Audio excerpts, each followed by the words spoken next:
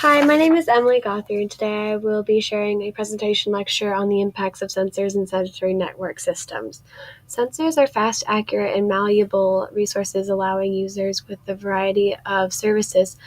I will focus today on sharing the technology of sensors and the way people engage with them daily. I plan to share how sensors are resources that share with archives both the data, values, and signals that are used in measuring resources that we use daily. A little bit before I go on about this presentation, I was able to create this website through programming and the help of Khan Academy. I was able to create files that obtain HTML, allowing me to display resources such as videos, images, and hyperlinks, and surveys of my own creating, and a variety of desired information on pages of my website. Through these, I was able to write and design text that I wanted to share and help people truly understand sensors through a variety of font styles, visual effects, and formatting. Each of my pages is original but follow a similar format to hopefully keep it creative but understandable. And I hoped to create a website that would effectively share sensors on the World Wide Web.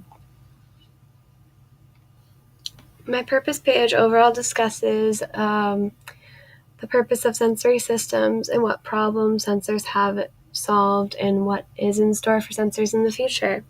I basically was able to share that sensors carry a variety of goals and are able to showcase a variety of functions and allow people to measure a variety of resources in everyday life. Some that are simple and some that are a little bit more intense than others, but overall I want this everyday resource to have a deeper understanding by those who use it and rely on it daily. Sensors are also not just this serious situation where I'm going about. They actually promote fun, like on your phone with games, sensory, and touch. These resources truly allow people to benefit socially, politically, and economically, even though they do have their hang-ups like most things. But overall, I wanted to show that there is a deep future for sensors as long as people continue to create different desires for their functions and their intentions for what they want out of data. Okay, so here is my impacts page. Overall, this page shares both the benefits and harms of the innovation and explains the impact that sensors have had on society, economy, and culture. And it also indicates one specific field beyond computer science that this innovation has truly benefited. To quickly summarize these points, sensors do have a benefit. They allow networking at home and they allow people to overall record and track different benefits. And this goes from both at home on your phone to militaries being able to track enemies and being able to see their proximity and chance their safety and not just rely on the human eye if someone's not in their position and need to focus on something else, to businesses being able to monitor inventory in machines and how they're functioning. Here I have a variety of sensors and what they look like. As you can see, they all have different characteristics and are different sizes and incorporate different parts, but they overall share the same function and the same goal. Here I have a graph indicating showing the temperature in a climate and how it overall is affected by new and old sensors using technology, and just showing the overall development that it has had. And here is a video of me and my roommate. She interviewed me a little after doing a little bit of research on sensors and just wanting to basically get a fresh start on understanding what I would be working with. I was able to create this video recording on my iPhone, and I edited using WeVideo and clipping the pieces together, editing, taking out some pieces and placing in different pieces, as well as creating titles, allowing music to play in the background, and adding some cool little filters to the video to make it a little bit more appealing to the viewer. And then I uploaded it onto my YouTube channel and was able to download it onto this website for you guys.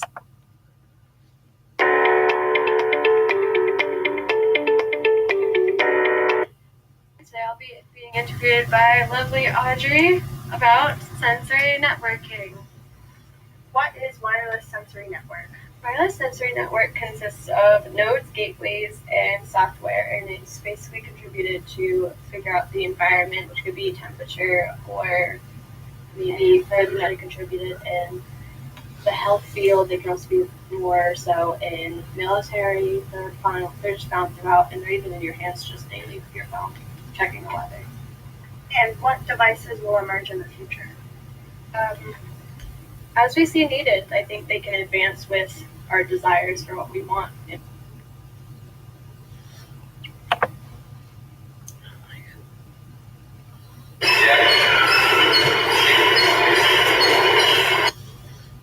I just wanted to explain the last part for you guys.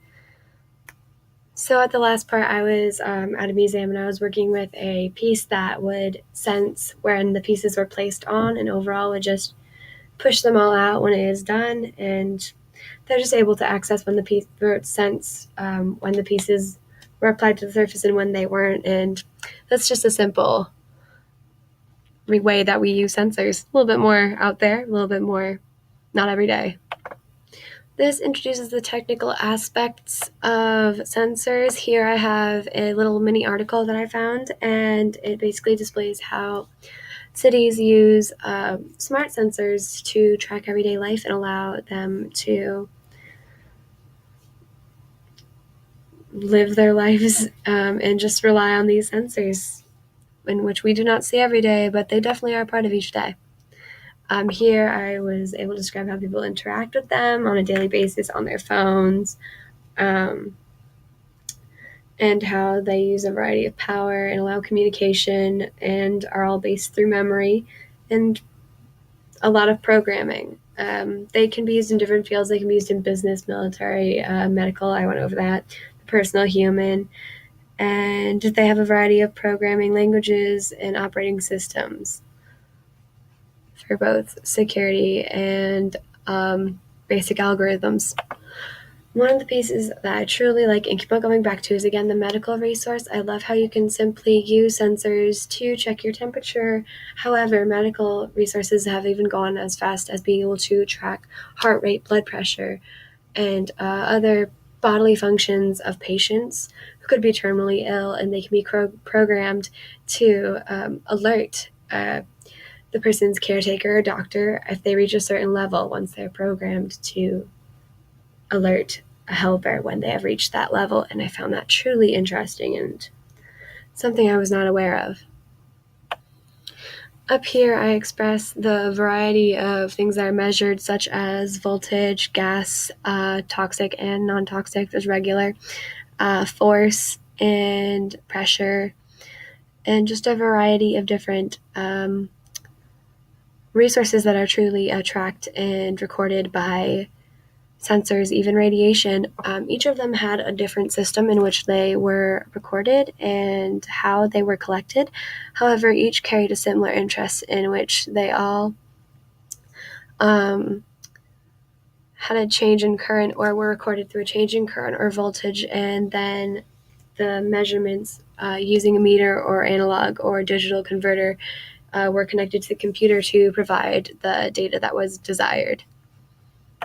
A kind of out there but true concern for sensors is the fact that they carry so much knowledge and are so effective in collecting data, but the way that they collect data is sometimes challenging. People can go as far as manipulating data and using these in a difficult way. One of the ways I used was a stoplight, in which they're all tracked through sensors, but through certain aspects such as even conditions and weather, a slight tick could affect these sensors, providing an incorrect message and providing people to a difficulty with understanding what's going on and taking them in the wrong direction.